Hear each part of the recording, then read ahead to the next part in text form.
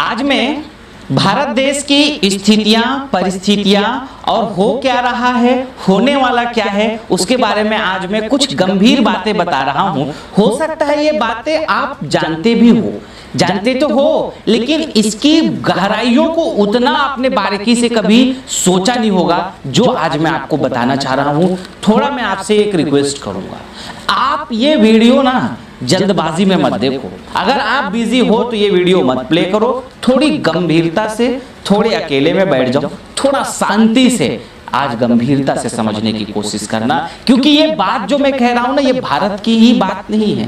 भारत में आप रहते हो इसलिए आपकी भी बात है। आपके दोस्त, आपके मित्र, आपके रिश्तेदार, आपके सगे संबंधी, आपके अपने परिवारजन और आपके अपने ही लोगों का, आपके अपने गांव और आपके देश, आपके परिवार, आपके समाज से जुड़ी हुई बातें हैं जो मैं कहना जा रहा हूं। क्योंकि बात ऐसी है ना देश की, जो बात देश की आ जाती है तो बात आपके ऊपर भी आ जाती है। मैं बात कर रहा हूं आज भारत देश की परिस्थिति के ऊपर।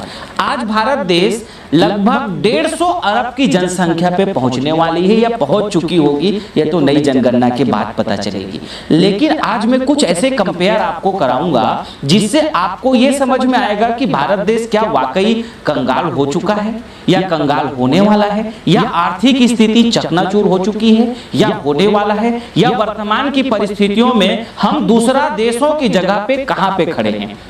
मैं शुरुआत करता हूं अमेरिका से। देखिए, अमेरिका की जनसंख्या केवल 32 करोड़ है। आप यहां पे देखते जाइए, मैं पूरा दिखाता जा रहा हूं। जनसंख्या कितना है? 32 करोड़। और वहां का क्षेत्रफल आप देख लीजिए कितना बड़ा है। अमेरिका भारत की तुलना में क्षेत्रफल से कितना ज्यादा है। यहाँ एक क्षेत्रफल आप देखिए भारत का कितना है और अमेरिका का क्षेत्रफल आप देखिए कंपेयर कितना ज्यादा है, और जनसंख्या हमारी कितनी ज्यादा है। मतलब आप केवल ऐसा समझ लो कि उत्तर प्रदेश और मध्य प्रदेश को आप मिला लीजिए तो उसी में अमेरिका बस जाएगा, और आप ये देख लो कि भारत कहां पे है। ये भारत की आप स्थिति देख लीजिए। अब यहीं पे मैं भारत की इकोनॉमी को बताता हूं, मतलब भारत देश की अर्थव्यवस्था का मतलब अर्थ मतलब धन। भारत देश के पास आज 3 ट्रिलियन की इकोनॉमी नहीं है। आप ये देख लीजिए पूरी भारत देश की टोटल इकोनॉमी कितनी है? 3 ट्रिलियन की नहीं है। और यहीं पे अमेरिका की आप इकोनॉमी को देख लो, 32 करोड़ लोग हैं केवल, और उनका क्षेत्रफल कितना ज्यादा है, और उसके साथ में उनकी इकोनॉमी हमसे कितना ज्यादा है। 20 ट्रिलियन की इकोनॉमी है। आप देख लीजिए 20 ट्रिलियन की इकोनॉमी, कितना बड़ा हो गया। अब यहीं पे दूसरा नंबर पे मैं लेता हूं चाइना को।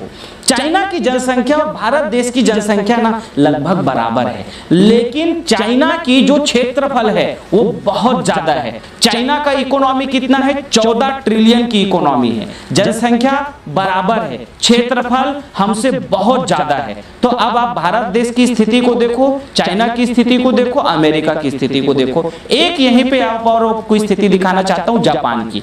जापान की स्थिति आप देखो, जापान मतलब केवल 12 करोड़, ऐसा आप समझ लो कि मध्य प्रदेश या राजस्थान के बराबर।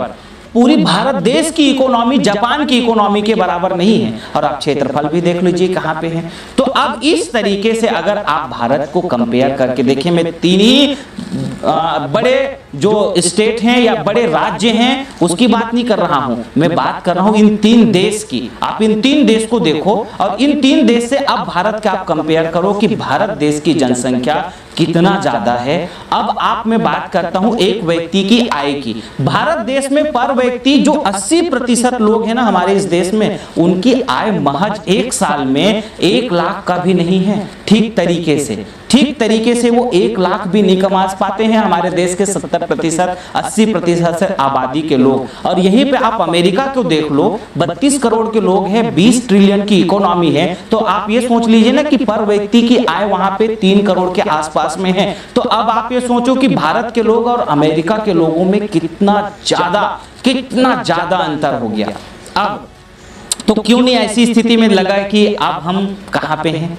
अब आप ये सोचो कि हम 150 अरब के लोग, इतनी बड़ी जनसंख्या के लोग, इतने कम अर्थशास्त्र में या कम अर्थव्यवस्था में कैसे काम करें, किस तरीके से हम काम करें।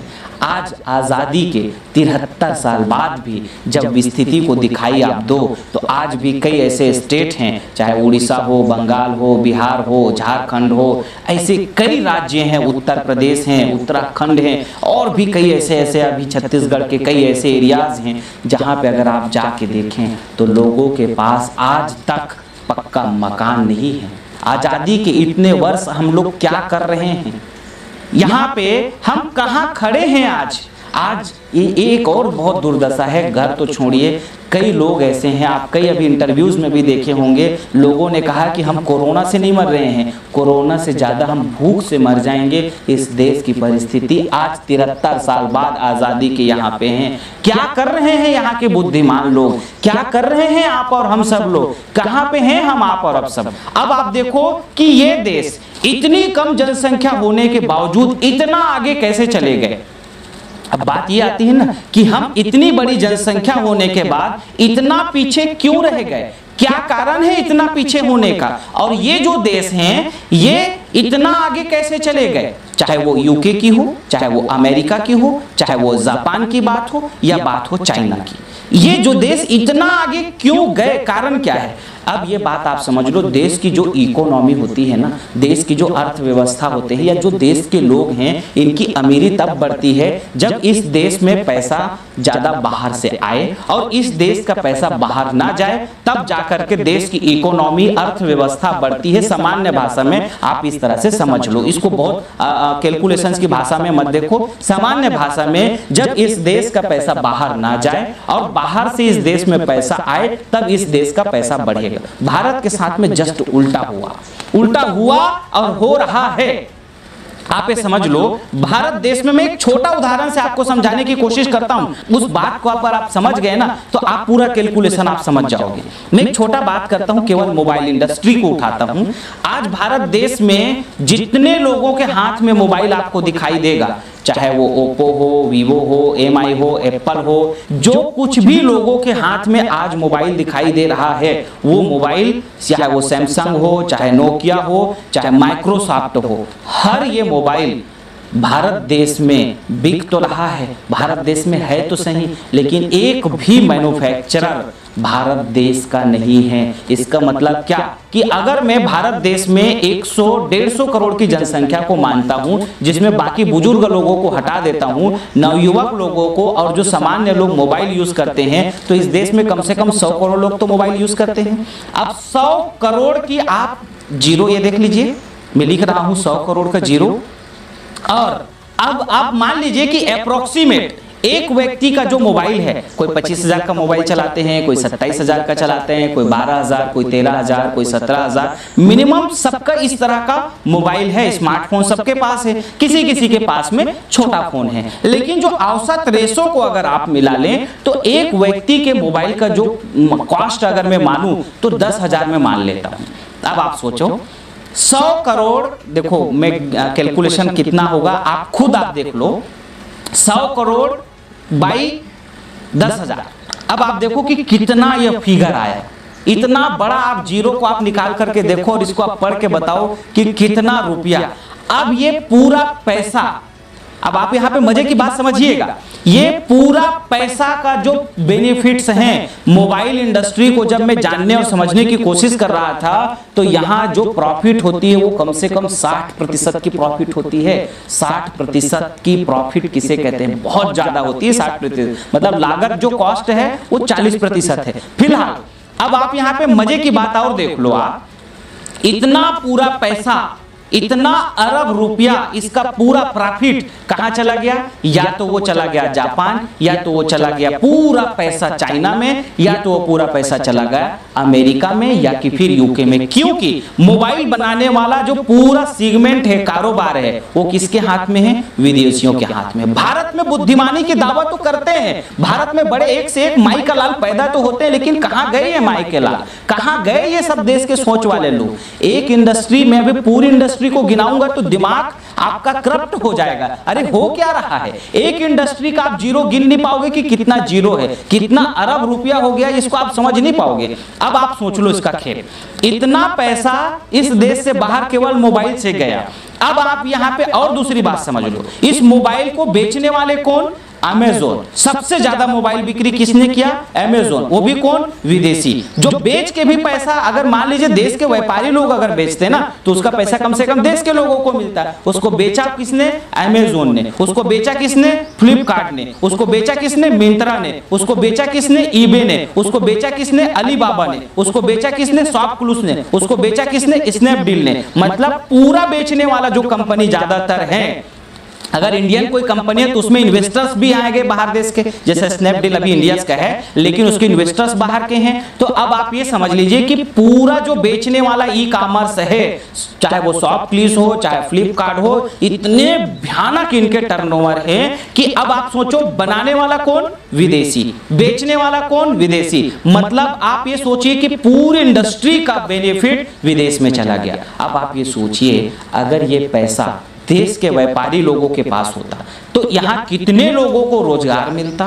यहाँ के पास कितने सारे लोगों के पास में पैसा होता। ये देश का पैसा अगर बाहर न जाता तो देश की इकोनॉमी, अब इन देशों की इकोनॉमी बढ़ी कैसे? क्योंकि यहाँ का पैसा कहाँ चला गया? अमेरिका गया, जापान गया, चाइना गया, कोरिया गया, साथ में यूके और यूरोप में गया। इस कारण से इस देश के पैसा वहां जाने से वो लोगों की इकोनॉमी बढ़ गई, वहां के लोग आगे बढ़ गए और भारत देश में गरीबी, भुखमरी और बेरोजगारी ये आज हमारे इस देश में है। अब आप ये सोचो, यहीं पे नहीं रुकता ये इंडस्ट्री, यहाँ पे जो इसमें अब मोबाइल ऐप चल रहा है, चाहे वो अब गूगल ऐप हो, चाहे वो अब यूट्यूब हो जिसमें मैं ये वीडियो बना रहा हूँ, चाहे वो ट्विटर हो, चाहे वो फेसबुक हो, चाहे वो इंस्टाग्राम हो, और आजकल के जो हमारे ये बच्चे लोग और हमारे जो युवा जो तेरी प्यारी प्यारी अखियां कर रहे हैं ना टिकटॉक, ये भी ये चाइनीज का है। इसके अलावा मोबाइल में जितने भी ऐप इस्तेमाल हो रहे हैं वो ज्यादातर 40% तो केवल चाइना के हैं और उसके अलावा जो और बच गए वो सब अमेरिकन के हो गए। तो अब आप सोचो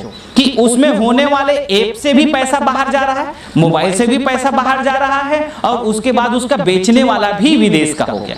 कितनी बड़ी लूट यहाँ पे इस सेक्टर्स में हुआ। इसी प्रकार से सेम अगर मैं बात करूं तो कंप्यूटर इंडस्ट्री भी हो गया, वही सेम बेचने वाले उसी प्रकार से विदेशी, बनाने वाले पूरे विदेशी, कंप्यूटर इंडस्ट्री हो गया। अब मैं आ जाता हूं एफएमसीजी की इंडस्ट्री। एफएमसीजी का मतलब आप समझते हो, जो टूथपेस्ट आपका हो गया, खाने पीने की आपका आटा हो गया, इसके अलावा आप क्रीम पाउडर जो कुछ भी लगाते हो, साबुन, निरमा, शैम्पू, ये एफएमसीजी जो जीरो तकनीकी से बना हुआ। इसको बनाने वाले कौन? इसको बनाने वाले Hindustan Unilever, Nestle, Reckitt Benckiser, Johnson and Johnson, Procter and Gamble, ये पूरी जितना ये है कंपनी, आईटीसी भी बहुत बड़ा प्रतिशत उनका विदेशी इन्वेस्टर्स का है। तो अब आप ये सोचो, एफएमसीजी बना कौन रहा है? विदेशी कंपनी। और उसको बेचने वाले कौन? ये जो बिग बास्केट है ना, ग्रोफर्स है ऑनलाइन वाले, ये भी इसमें विदेशी इन्वेस्टर आ गए। और ऑफलाइन में बेचने वाले कौन आ गए? वॉलमार्ट आ गए, जो सबसे बड़े कारोबारी के रूप में होलसेल का काम कर रहे हैं। अब आप ये देखो, बनाने वाला कौन? विदेशी, बेचने वाला कौन? विदेशी, और ऑनलाइन में जो एफएमसीजी बिक रहा है उसका भी कौन? इन्वेस्टर्स विदेशी, और ई कॉमर्स में भी अगर कुछ ऑनलाइन में बिक रहा है वो भी विदेशी। अब आप खेल समझ लो कि ये पूरा पैसा चला गया कहां? बाहर। और अभी क्या हो रहा है? अभी भी यही हो रहा है। अब ये इंडस्ट्री आपने देख लिया। इसी प्रकार से आप चले जाए फ्रिज में, सारा कुछ वही लोगों का है। एलजी उन्हीं का, सैमसंग उन्हीं का, पैनासोनिक उन्हीं का, वर्लपूल उन्हीं का, बचा क्या? वो भी चला गया। अब कोल्ड ड्रिंक सेक्टर उठा लीजिए, पूरा देश का जो कोल्ड ड्रिंक सेक्टर है ना, वो कोका कोला और साथ में पेप्सी, ये दो ही के पास है। सारा कुछ यही बना रहे हैं। और आप एक पानी बोतल की अगर परिकल्पना करें तो 100 करोड़ की प्रॉफिट तो ये कोका कोला पानी बोतल बेच के कमा लेते हैं। अब आप देखो, इसके अलावा फास्ट फूड चेन में आ जाओ तो MC Donald, burger king, pizza हट, सबवे, ये जितना भी प्रकार के फास्ट फूड है ना, ये जो डोमिनोज है, ये जितना भी है यहाँ पे दसियों कंपनी है। आप ये समझ लीजिए ये भी पूरा इंडस्ट्री उन्हीं लोगों का है, उन्हीं लोग राज कर रहे हैं। पूरा पैसा सीधा सीधा बाहर जा रहा है। इसके अलावा और बात करता हूँ जूता चप्पल में, तो एडिडास जो सबसे ज्यादा जूता बेच रहा है इस देश में, एडिडास, प्यूमा, बाटा, ये जितना आप देख लो, नाइकी, ये सबसे बड़े ब्रांड से हैं। जूता भी को इस देश में बिका तो विदेश का, मोबाइल भी विदेश का, कपड़ा इंडस्ट्री में चले जाओ, पूरा चाइना का कपड़ा यहीं आके भर गया, पूरा चाइना का लोकल ब्रांड जूता यहीं आके भर गया। और बेच कौन रहा है? सब ऑनलाइन में ई कॉमर्स वाले, ऑफलाइन में वॉलमार्ट वाले, और ऑफलाइन में जो बिग बाजार सबसे बड़ा स्टोर इस देश का है वो भी अब अमेज़न ने उसको खरीद लिया। अब आप ये समझ लीजिए, इसके साथ सोशल मीडिया को आप देख लो तो पूरा सोशल मीडिया भी उन्हीं के कब्जे में है। और हमारे इस देश में आप क्या बात करते हैं, क्या सोचते हैं, क्या आप देखते हैं, क्या जानते हैं, एवरी डेटा उनके पास रहता है। और उस डेटा के कमाल के कारण आपका पूरा जो है प्रॉफिट वो उठा रहे हैं। तो आप मुझे ये बताइए, क्या भारत देश इस स्थिति में, कब भारत देश की इकोनॉमी आगे बढ़ेगी? सामान्य बात में मैं पहले ही कहा था कि इस देश में अगर पैसा आएगा तब इकोनॉमी बढ़ेगा, और इस देश से पैसा बाहर नहीं जाएगा तब इकोनॉमी बढ़ेगा। तो आप तो आटा भी विदेश की कंपनी का खा रहे हो, हिंदुस्तान यूनिलीवर का। साबुन भी आप लक्स लाइफबॉय लगाते हो तो वो भी विदेश का। तो अब आप ये सोच लीजिए ना कि जब हर सेक्टर में आपका पैसा लूट रहा है तो बचा कहां पे? अब इतना सब कुछ हो रहा है और आप और हम सब लोग कहां फंसे हैं? कोई टिकटॉक में फंसे हैं, कोई क्रिकेटर में फंसे हैं। और मैं ये मुद्दा उठा रहा हूं ना स्वदेशी का या देश बचाने का, तो कुछ लोग मेरी निंदा में लगे होंगे, और कुछ लोग कोई फिल्म देखने में लगे हैं, कोई कॉमेडी में ही हू करने में लगे हुए हैं, और ये पूरा देश लूट गया। अब आप मुझे जवाब दो कि किस तरीके से आप बचाओगे। और हमारी मेंटेलिटी क्या है? ये विदेशी कंपनी यहाँ आए, अपनी कंपनी खड़ा करे और बेवकूफ के जैसा जी हुजूरी करते हुए तुम उसके दरबार में नौकरी मांगो। इससे ज्यादा नीची सोच और भद्दी सोच क्या हो सकती है? हम लोगों को शर्म आनी चाहिए। हम बड़ा चीड़ भी आता है, बड़ा गुस्सा भी आता है, लेकिन जब मैं इसके ऊपर अध्ययन करता हूं ना, जब समझता हूं, तो रात रात की नींद गायब हो जाता है कि यार इस देश में हो क्या रहा है, इस देश के लोगों की समझ कहां पे है। मैं मतलब ये छोटी इंडस्ट्री ही गिनाया हूं अभी तक, आप हैरान हो जाओगे। ऐसा कोई इंडस्ट्री नहीं बचा है जिसके ऊपर विदेशियों का कब्जा ना हो। चाहे वो कृषि सेक्टर के इंडस्ट्रीज को उठा लीजिए, चाहे आप और कोई भी इंडस्ट्री आप मुझे उठा करके बता दीजिए, मैं कंपनियों का नाम बता दूंगा। 5000 से ज्यादा कंपनियां इस देश में घुसी पड़ी है, और एक एक कंपनी आज जब देश में कोरोना के कारण इतनी बड़ी विपत्ति स्थिति है, तो आप मुझे बताइए कोका कोला वाले ने कितना यहाँ पे दान किया, पेप्सी वालों ने कितना दान कर लिया। आप बताइए ना कि क्यों, किस कंपनी ने यहाँ पे विदेशियों ने कितना दान कर दिया। देश के लिए देश की ही कंपनी खड़ी हो सकती है। रतन टाटा ने देखो ना कितना बड़ा दान किया, मुकेश अंबानी ने भी दान किया, और देश के हीरो सेलिब्रिटीज कुछ लोगों ने, और कुछ देश की सारी कंपनियों ने, हम लोगों ने, हम छोटे छोटे लोगों ने, सब ने दान किया। लेकिन ये विदेशी कंपनी अरबों अरबों रुपए का यहाँ पे टर्नओवर कर रही है, किसी ने दान नहीं किया। खैर हम इनके दान के मोहताज नहीं है, हमको इसका जवाब देना पड़ेगा दूसरे तरीके से। आप कब जागोगे? हम लोग कब जागेंगे? हम कब सुधरेंगे? आज अभी तक अगर मैं भारत की बात करूं तो आप भारत देश की स्थिति को समझते हो। 514 अरब डॉलर के कर्जे में आज आप हैं। 514 अरब डॉलर का कर्जा किसे कहते हैं? इतने बड़े कर्जे में आज आप जिंदगी बिता रहे हो। ये 2019 की है, और अभी कोरोना के बाद क्या स्थिति होगा जब जीरो जीडीपी पे आ गए हैं, जहां आपकी जीडीपी जीरो हो चुकी है, वहां पे देश का कर्जा कितना बढ़ेगा मुझे नहीं पता। अब आप ये सोचिए कि हमारा इस देश का कितना बड़ा दुर्भाग्य हो गया कि हम किसानों को भी मारने के लिए किसान से फल्ली और नारियल और ये तेल ना खा के, घानी के शुद्ध तेल ना खा के, हम इन विदेशियों का पाम ऑयल खाने लग गए हैं। इस देश में किसानों को मारने से इससे बड़ा अपराध अब हम कुछ भी नहीं कर रहे हैं। कौन बचाएगा किसानों को? जब किसान नहीं बचेंगे तो ये छोटे व्यापारी नहीं बचेंगे, ये छोटे व्यापारी नहीं बचेंगे तो बेरोजगारी को कहां से हम खत्म करेंगे? आज आपको पता है, जब भी 2019 की बात बता रहा हूं, कोरोना के पहले के 40 करोड़ लोग तो 2000 कोरोना के पहले बेरोजगार थे, और अब कोरोना आने से कई इंडस्ट्री तबाह हो रही है। मतलब कई इंडस्ट्री, टूर एंड ट्रैवल और बहुत कुछ ऐसी इंडस्ट्री तबाह हो रही है, जिससे दसियों करोड़ लोग नए बेरोजगार हो रहे हैं। और विदेश से भी जो हमारे इस देश के लेबर जो बाहर काम करने गए थे, उन देशों में भी नुकसान हुआ, तो वो सब लोग हमारे देश के लोगों को भगा देंगे, क्योंकि वो हमारे जैसे लोग, ऐसा नहीं है कि हम चाइना ने इतना नुकसान हमारा किया तो ओप्पो वीवो को भगा देंगे, ऐसा नहीं है। हम और गले मिला के रखेंगे उनको, और हम स्वागत लाल कारपेट बिछा के कर रहे हैं कि आइए विदेशी कंपनियां, आपका स्वागत है, इस देश से लूट के ले जाओ और हमारे देश को नौकर बनाओ। ये हमारी इस देश के लोगों की सोच है कि अब नौकरी करने की ही सोच है साहब की। चर्चा भी होती है, बड़ी बड़ी डिबेट भी होती है कि विदेशी कंपनी आएंगे और यहाँ पे नौकरी का बढ़ावा होगा। अरे पागलपंथी के लोगों, पागल सोच वाले लोगों, आप 10, 20, 50, 100 लोग हम लोग मिलकर के क्यों कंपनी नहीं खड़ा करते, क्यों हम लोगों को रोजगार नहीं जनरेट करते? देखो, मैं ये केवल भाषणबाजी से नहीं समझने वाला हूं, मैं ये भाषणबाजी करके मैं रुकने वाला नहीं हूं। मैं आपके साथ, अगर आप सब लोगों ने अगर थोड़ी भी अगर आप में मानवता बची है और आप अगर इस देश के ये व्यापारी को, देश के अगर किसानों के लिए थोड़ी भी दया आती हो ना, देश के बेरोजगारों के लिए थोड़ी दया आती हो, देश के गरीबों के लिए थोड़ा दया आती हो, तो आप इस बात को थोड़ा कान खोल करके समझो इस बात को, और थोड़ी जानने की कोशिश करो और थोड़ा अपने आप को बदलने की कोशिश करो कि थोड़ा कैसे हो सकता है। देखो, मैं अपने लेवल पे बहुत कुछ करने की प्लानिंग बनाया है कि बेरोजगारी को कैसे खत्म किया जाए देश के, क्योंकि करना पड़ेगा, इसके अलावा कोई ऑप्शन ही नहीं है। अब आप कहो कि खाली मैं भाषण देता रहूं, उससे कुछ नहीं, मैं बिल्कुल करके दिखाऊंगा और जितना हो सके करके दिखाऊंगा, लेकिन आपका सहयोग चाहिए। जितने लोग हो सके आप मुझे सहयोग देने के लिए मैं आपसे गुजारिश कर रहा हूं, रिक्वेस्ट कर रहा हूं। इतना स्वार्थी मत बनो, इतना ज्यादा घमंडी मत बनो। इतना घमंड कोई काम कर नहीं आएगा, इतना स्वार्थ कोई काम कर नहीं आएगा। अरे कुछ देश के लिए भी करना पड़ेगा। इतने मतलब भगत सिंह के देश में रह करके, खुदीराम बोस के जैसे देश में रह करके, आप जो है चंद्रशेखर आजाद के देश में रह के, तात्या टोपा के इस देश में रहने वाले, लक्ष्मी बाई के देश में रहने वाले आप और हम सब लोगों को थोड़ी तो चिंता होनी चाहिए इस देश की। कब करोगे चिंता इस देश की?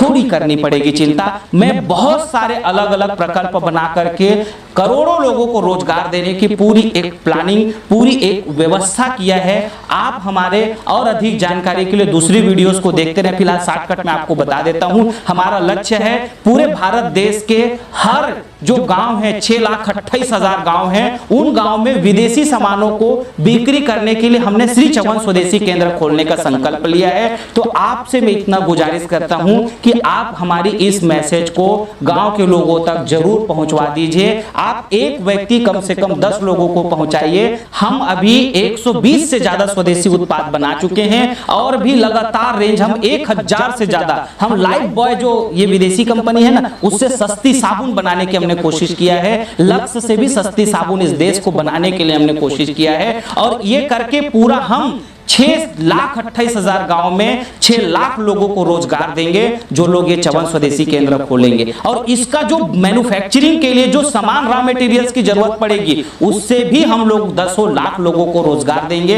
ये हमारी प्लानिंग है। अभी सैकड़ों स्टोर्स हम लोगों ने खोल चुके हैं और सैकड़ों लोग बुकिंग करा रहे हैं, लेकिन ये सैकड़ों और हजारों से काम नहीं चलेगा, क्योंकि जरूरत लाखों में है और बेरोजगारी करोड़ों में है। आज 50-60 करोड़ लोग बेरोजगार हैं, उसको किसकी जिम्मेदारी है? तो हमारी जिम्मेदारी है कि कुछ तो हम बचाएं। तो हमने इसका बहुत बड़ा प्रयास किया है। तो एक हमने ये व्यवस्था किया कि इससे कुछ लोगों को लाभ मिले, और इसके साथ में जो दूसरा, जो छोटे रिटेल व्यापारी जो बर्बाद हो रहे हैं ना, क्योंकि ये सारे विदेशी कंपनी सामान बना रहे हैं और बेच अपने प्लेटफॉर्म में रहे, ऑनलाइन और ऑफलाइन में, तो ये देसी व्यापारियों को लिए कौन बचाएगा?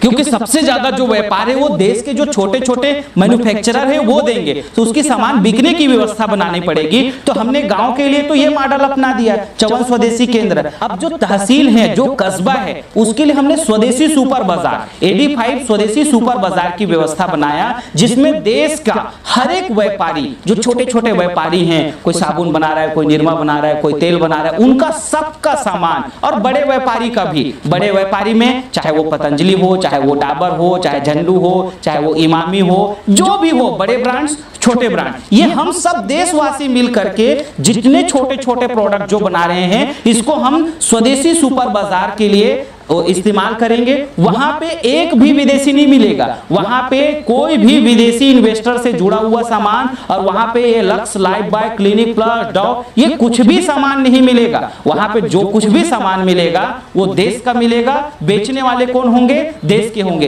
ये सुपर बाजार कौन खोल सकता है? आपके पास अगर थोड़ा पैसा है तो आपको हम सॉफ्टवेयर देंगे, क्योंकि ये बड़ा मॉडल है, तो इसके लिए थोड़ा पैसा लगेगा, 5-7 लाख रुपए का बजट लगेगा। आपको हम मॉडल देंगे, हम आपको सॉफ्टवेयर देंगे, टेक्नोलॉजी देंगे, ट्रेनिंग देंगे, प्रशिक्षण देंगे, और साथ में पूरा स्वदेशी संग्रहण का जो पूरा उत्पाद है वो हम आपको देंगे।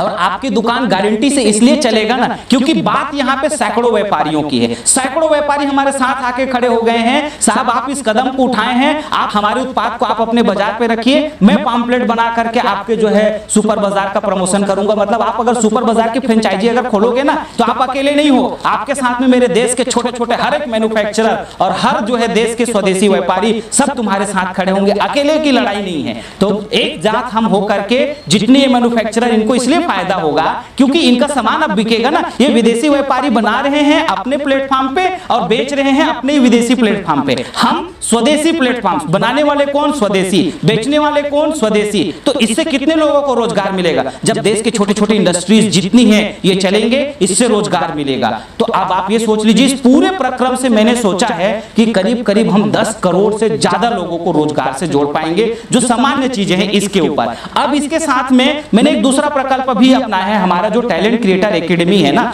उसमें हम जो छोटे टेक्नोलॉजी के जो लोग सीखना चाह रहे हैं, कोई साबुन बनाना सीखना चाह रहे हैं, शैम्पू बनाना, hand wash, floor cleaner, toilet cleaner, जिसको बनाना है उसको भी सिखाने का कौन काम करेगा? मैं करूंगा। हम सिखाएंगे आपको। आप आइए, हमारे इस नंबर में फोन कीजिए, हम आपको सिखाएंगे। और उसको बनाना है और उसको ब्रांडिंग करना है और बेचने के लिए भी हम आपको टेक्निक देंगे, सारा चीजें हम आपको करेंगे और जगह भी देंगे। आप बनाइए, बनाना सिखाएंगे भी हम और बेचने के लिए भी प्लेटफॉर्म आपको स्वदेशी सुपर बाजार का मिलेगा। कोई चिंता आप मत कीजिए कि आपको अमेज़न में बेचने की कोई जरूरत नहीं है। हमने अपने उत्पाद को आज तक किसी विदेशी प्लेटफॉर्म में बेचा ही नहीं, जानबूझ के नहीं बेचा, क्योंकि अगर मैं उनके पास बेचूंगा तो वो बोलेगा 20% का कमीशन दो, और वो मेरा 20% का कमीशन कहां ले जाएंगे? अमेरिका ले जाएंगे। मुझे नहीं चाहिए ऐसा पैसा। ऐसे पैसा को मैं चिमटा से छूना नहीं पसंद करता।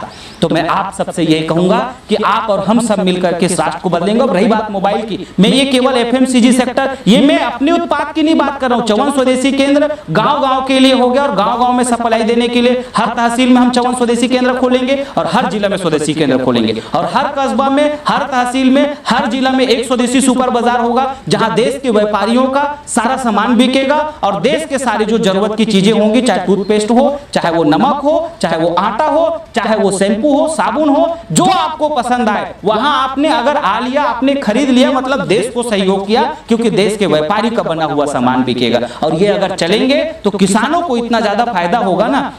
किसानों को क्यों फायदा होगा? क्योंकि किसानों के लिए भी हम काम कर रहे हैं। एक और बहुत बड़ा काम कर रहे हैं हम, जो बड़ी मात्रा में इस देश का पैसा रिफाइंड ऑयल के लिए, पाम ऑयल के लिए बाहर जा रहा है ना, उसके लिए भी एक मैं आप लोगों को आज कह रहा हूं बात। आप ये नंबर पे फोन कीजिएगा। आपको यदि घानी लगवाना है, हमारा संकल्प है कि पूरे हर गांव पे एक घानी लगवाना है। मतलब हमारा तो संकल्प है कि कम से कम 6-7 लाख घानी गांव-गांव में लगाना है और गांव-गांव में किसानों का फल्ली, नारियल, सरसों ये सब खरीदना है और बादाम, ये सब करके शुद्ध तेल निकालना है और वो शुद्ध तेल निकाल करके किसानों को डायरेक्ट पहुंचाना है फायदा। और ये जो बड़ी बड़ी कंपनियां, विदेशी कंपनियां जो तेल यहां आके बेच रही है, हमारे इस देश का पैसा विदेश जा रहा है, उसको सारे बचाने के लिए अब आपको अगर घानी की मशीन लगवाना है तो हमारे इस नंबर में फोन कीजिए और आप जो है घानी लगा करके अपने आप को रोजगार दीजिए। मतलब कई सेक्टर बता दिया आपको मैंने। अगर आप 54 स्वदेशी केंद्र खोल के रोजगार चाहिए तब भी इस नंबर में फोन कीजिए, इन नंबर में फोन कीजिए। आप अगर तेल का घानी लगा के रोजगार चाहिए तो इस नंबर में फोन कीजिए। आप यदि 54 स्वदेशी केंद्र के साथ में बड़ा काम करना चाहते हैं तो तहसील की फ्रेंचाइजी ले लो, और बड़ा करना चाहते हो तो जिला का ले लो। तो आप इस तरह से आपकी जैसा जिस बजट में, और नहीं आपको सीखना है और सीख के रोजगार करना है तब भी हमारे इस काम में। इसके अलावा हम परोपकार स्वदेशी समृद्धि कार्ड का भी बहुत बड़ा अभियान चला रहे हैं ताकि देश में और भी दूसरे जो सेक्टर्स हैं उसको रोजगार दे सके। उसके अधिक जानकारी के लिए, अब वीडियो बहुत बड़ा होता जा रहा है, मैं भी थक गया हूं बोलते बोलते, लेकिन आप हमारे इन नंबरों में फोन करके और जो दूसरे वीडियोस हैं उसको भी देखते रहें। अब अगला नंबर है जो दूसरी और भी टेक्नोलॉजी से जुड़ी हुई चीजें हैं। हमारा तो संकल्प है स्वदेशी वस्त्रों के लिए काम करने का। आप यदि स्वदेशी मैन्युफैक्चरर हैं स्वदेश के कपड़ों का, तब भी आप हमारे यहाँ कॉन्टेक्ट कीजिएगा। आप यदि स्वदेशी जूता चप्पलों का निर्माता है तब भी हमारे यहाँ कॉन्टेक्ट कीजिएगा। और मैं दूसरा आप सबसे कहता हूँ कि आप यदि स्वदेशी सुपर बाजार खोलना चाह रहे हैं तब भी आप हमारे यहाँ फोन कीजिए। और आप यदि जूता चप्पल का स्वदेशी संग्रहण का स्टोर खोलना चाहें तब भी आप हमको बताइए। आप अगर स्वदेशी वस्त्रों का खोलना चाहें तब भी हमको बताइए। हमारा संकल्प है कि कैसे भी करके बचाया जाए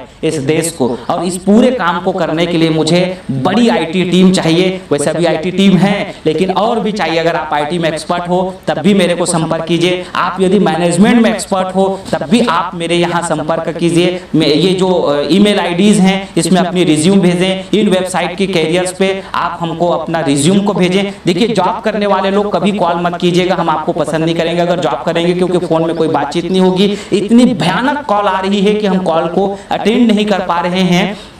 तो मैं आप सबसे ये कहूँगा कि आप अपना रिज्यूम्स को जॉब वाले लोग हमारे इन वेबसाइट्स के कैरियर्स में जाकर के भेजेंगे, या तो फिर हमारी इस ईमेल आईडी पे अपना रिज्यूम्स को मेल करेंगे। और जो बाकी व्यापारी लोग हैं वो हमारे नंबरों में फ़ोन कर सकते हैं, और जो लोग खोलना चाहते हैं चवन स्वदेशी केंद्र वो लोग भी फ़ोन कर सकते हैं, और बाकी जो लोग देश बचाने के लिए हमारे इस अभियान से जुड़ना चाहते हैं वो लोग भी फ़ोन कर सकते हैं। और मैं आप सबसे ये कहूँगा, ये जिम्मेदारी देश बचाने की आपकी भी है। मैं जितना कर रहा हूँ, आप मेरे से ईर्ष्या मत कीजिए। आप अगर कुछ कर सकते हो आप भी देश बचाने के लिए करो। आप जो बना रहे हो, मोबाइल बनाओ, जो कुछ भी बनाओ, बस विदेशियों को मत बेचो। इस देश वाले लोगों ने भी, कुछ लोगों ने अपने फायदा के लिए, जैसे हॉटस्टार ने बेच दिया, जैसे फ्लिपकार्ट ने बेच दिया, जैसे कितनी कंपनियों ने, हमारे इस देश वालों ने इन विदेशियों को बेच दिया। देश को बर्बाद होना है, देश को कंगाल होना है, उससे बचाने के लिए थोड़ी आप भी सोचो। अब आप ये सोचो ना कि हम 150 अरब जनसंख्या,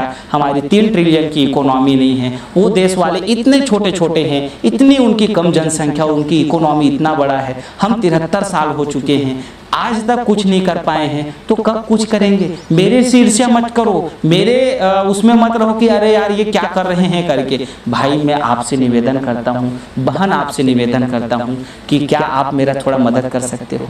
क्या ये वीडियो कुछ लोगों को भेज करके इस देश को बचाने में आप अपना योगदान कर सकते हो। इतना जो सिखाया आपको, इतना जो बताया, उसको क्या आप 10 लोगों से बता सकते हो। अगर आपने इतना भी कर लिया ना, देखो हाथ जोड़ रहा हूँ मैं, हाथ क्यों जोड़ रहा हूँ, इस देश को बचाने की सवाल है, देश की इज्जत की बात है। देश को कब बदलेंगे, सरकार के ऊपर मैं इसलिए नहीं बोल सकता, सरकार के ऊपर दबाव बहुत है, सरकार 5 साल में बदल जाती है। सरकार को हम हर एक अलग अलग प्रदेश का अलग अलग नियम कानून में सरकार के ऊपर कुछ कर ही नहीं सकता। तो क्या आप और हम मिलकर के कुछ नहीं कर सकते? क्या हम सरकार के ही करने का इंतजार करते रहेंगे? अगर जापान वाले लोग ऐसा सोचते तो क्या जापान को इतना उठा पाते? अमेरिका वाले इतना सोचते तो फिर यहाँ आज व्यापार नहीं करते। वो आज पूरी अमेरिका की कंपनियां, वहाँ की सरकार उनको सपोर्ट करती। यहाँ भला सरकार सपोर्ट करे या ना करे, वहाँ सरकार और वहाँ के लोग सपोर्ट करते हैं। तो क्या मैं आप और हम लोग मिलकर के थोड़ा स्वदेश को सपोर्ट नहीं कर सकते हैं? हमारे देश के कोई छोटे भाई अगर सामान बना रहे तो उसकी बिकने की व्यवस्था नहीं बनानी चाहिए? क्या उनके लिए स्वदेशी सुपर बाजार नहीं होना चाहिए? केवल विदेशियों के लिए होना चाहिए? मैंने व्यवस्था किया है, मैंने हमारे हर एक प्रोग्राम में, चाहे वो ऑनलाइन की हमारी व्यवस्था हो, चाहे ऑफलाइन की व्यवस्था हो, किसी भी तरीके से इन विदेशियों का कोई प्रमोशन ना हो, उसकी मैं व्यवस्था कर रहा हूं। और रही बात यूट्यूब में, मेरी मजबूरी है इसलिए मैं यहाँ पे हूँ। जिस दिन इसकी भी स्वदेशी, मैं तो हर एक सेक्टर्स में आने वाला दिन में मैं तो पैसा वाले भाई लोगों से कहूंगा कि मोबाइल भी हमको बनाना है। मैं तो इस पे बहुत दिनों से रिसर्च कर रहा हूँ। मैं तो चाइना से जाके कुछ लोगों से बात भी करके आ गया हूँ कि वो लोग यहाँ आए, हमारे साथ में मिलके हम यहाँ मोबाइल बनाएंगे और देश में उनके एक बार हमारे यहाँ के लोगों को हम सिखाएंगे टेक्नोलॉजी, और यहाँ के लोगों को टेक्नोलॉजी सिखा के फिर हम परमानेंट यहाँ पे मोबाइल बना करके लोगों को रोजगार भी देंगे और देश का पैसा इस टेक्नोलॉजी से भी बाहर जाने नहीं देंगे। तो आप IT फील्ड में एक्सपर्ट हो तब भी आप हमको कांटेक्ट कीजिए। और अगर आपके पास पैसा है, आप यदि थोड़ा बड़ा इन्वेस्टमेंट कर सकते हो तो मोबाइल लॉन्च करने में, क्योंकि थोड़ा बड़ा पैसा अगर हम स्वदेश में बनाएंगे, थोड़ा भारी पैसा लगेगा, तो आप उसमें भी हमको सपोर्ट सहयोग करो मिल करके। या आप अगर बनाओ और वादा करो कि हमको नहीं बेचेंगे, तो हम इंडियन मोबाइल स्टोर्स की पूरी फ्रेंचाइजी लाएंगे। जितने हमारे इस देश के स्वदेशी लोग मोबाइल बनाएंगे उसको वहाँ पे बेचेंगे, जो भी उसकी जो पार्ट्स हैं उसको बनाएंगे, उसको बेचा जाएगा, उसको ऑनलाइन में तब्दील कर दिया जाएगा। इंडियन मोबाइल स्टोर्स करके तब्दील कर लेंगे, उसमें जो भी सामान होगा वो देश का ही बिकेगा। कुल मिलाकर के देश का होना चाहिए, कुल मिला के इस देश को बदलना है, कुल मिला के देश को फायदा होना चाहिए। बहुत सारी बातें बताया हूँ, हो सकता है एक बार में समझ में ना आए, इसीलिए मैंने कहा था कि थोड़ी शांति से देखना। एक बार समझ में नहीं आया हो तो दोबारा एक बार और घूम के देख लेना। और समझ में क्यों नहीं आएगा यार, इस देश में रहते हो, इस देश की गरीबी को देखते हो, इस देश के बेरोजगारी को देखते हो, तो समझते क्यों नहीं हो? थोड़ा समझो, थोड़ा मेरे को सहयोग करना, थोड़ा सहयोग करना। 10 लोगों को ये वीडियो जरूर भेज देना। पूरे देश में वीडियो जाना चाहिए। अगर देखने के बाद भी, क्योंकि मैं तो देख रहा हूँ ना, व्यूअर्स दिखा रहा है, इसका मतलब अगर आपने 1000 लोगों ने देखा और 10 लोगों को भेजे तो 10,000 हो जाएगा, और 10,000 लोगों ने अगर देखा तो वो जो है 1 लाख हो जाएगा, और 1 लाख ने अगर 10 को भेजा तो वो 10 लाख हो जाएगा, और 10 लाख ने अगर 10 को भेजा तो 1 करोड़ हो जाएगा। मैं देख तो रहा हूँ, देखो दुनियादारी की वीडियो शेयर करते हो। इस बार देखता हूँ कि इस देश के लिए तुम्हारा प्रेम कितना है। क्या तुम इस देश के जो है भक्ति के लिए तैयार हो, या देश के विद्रोही हो, या देश के लिए जो है गद्दारी करने में उतले हुए हो? आज मैं समझ जाऊंगा आपका देश प्रेम कितना है। मैं आप सबसे इतना ही मांगता हूं, मुझे आपसे कोई पैसा नहीं चाहिए। क्या इतना आप मेरा काम करोगे देश बनाने में? क्या किसी गरीब मजदूर, किसी रोजगार, किसी व्यक्ति के जीवन बदलने में छोटा सहयोग करोगे? करनी चाहिए और करो ही। प्रार्थना करता हूं आपसे। आप सबका बहुत बहुत धन्यवाद।